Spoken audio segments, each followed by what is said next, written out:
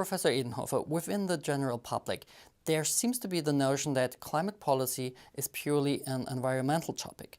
Why does the MCC in this workshop link climate policy to finance policy? Because we ask a very simple question. Why should a finance minister be interested to impose a carbon tax even if he or she is not interested in the climate change in itself? And the reason is because the benefits from climate policy will occur very late, probably in the second half of the century. But now we are in a position where we have to explain to the public that there are also short-term co-benefits.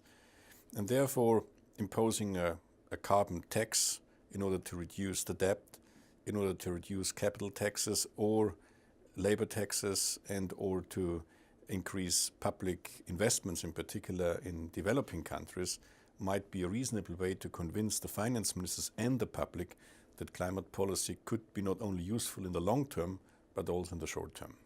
Can you maybe explain a little bit these kind of investments, for example, in undeveloped countries?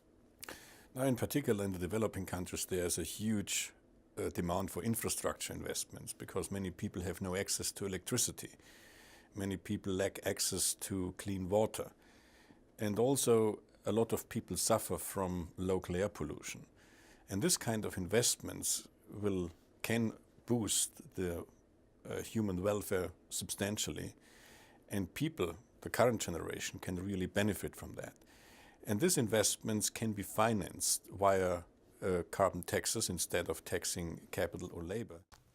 Through the EU ETS, the EU emission trading system, the European Union wants to combat climate change. However, we have reached knockdown prices, so the EU members have not collected more than 3.5 billion euros last year, and the incentive to reduce carbon emission is rather weak. How could the EU ETS be reformed? Basically, there are three steps. The first step is we need a credible cap on emissions in the next few decades, and this should be a credible announcement because then investors can decide to what extent they want and can invest in low carbon technologies. That's the first step. The second one is we need a full auctioning of permits because the full auctioning of permits allows to raise revenues, and these revenues can be used then in particular in the southern part of Europe. We need a much broader sectoral coverage. When we include all the relevant sectors, not just the power sector, but also the transport sector, the heat sector. You have mentioned the southern European countries.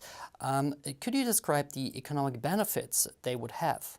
The economic benefits are quite simple. If we have a full coverage in the sectors, and if we have, for example, a minimum price of 20 euros per ton CO2, countries like Spain, countries like Italy, but in particular Greece, could benefit a lot from this kind of revenues.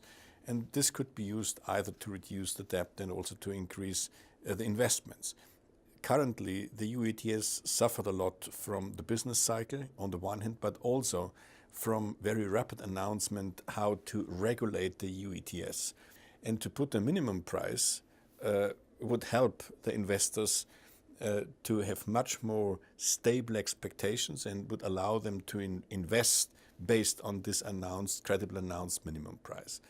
On the other hand, if you have if you're in a business cycle where you have an increasing demand for emission permits, so the price might be increased, and to have an upper limit of this price would also help the economy because this helps them a little bit to understand and to deal with the price volatility and the price fluctuations.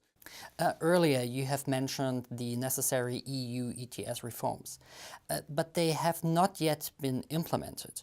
So could the EU ETS, nevertheless, be a role model for global carbon pricing?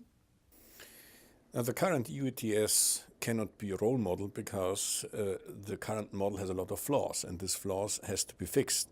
But if the European Union can show that in such a multilateral setting like the EU, we can implement such an institution like an EU ETS with a credible long-term carbon price, this can be then a role model for China, for Australia, for the US, and for other countries because all these countries now are really looking for an institutional device which helps them to reduce emissions. So do you think that global carbon pricing is feasible at all?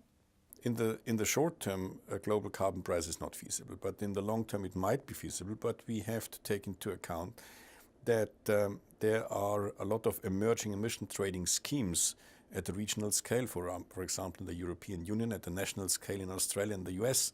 But then in the end, this carbon pricing schemes, this emission trading scheme has to be linked.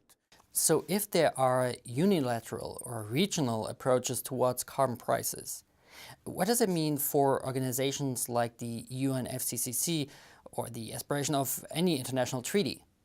The UNFCCC perceives itself, the institution perceives itself more as a facilitator between national and regional activities. And I think this is a very wise way forward, because it is very hard to achieve a global agreement because there are so many diverging interests at the global scale.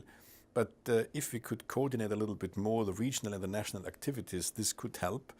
And in the end, UNFCCC could be seen much more as a facilitator, coordinator of national and regional climate and energy policies. And this would be a new role for the UNFCCC, but it could be in the future a very productive role.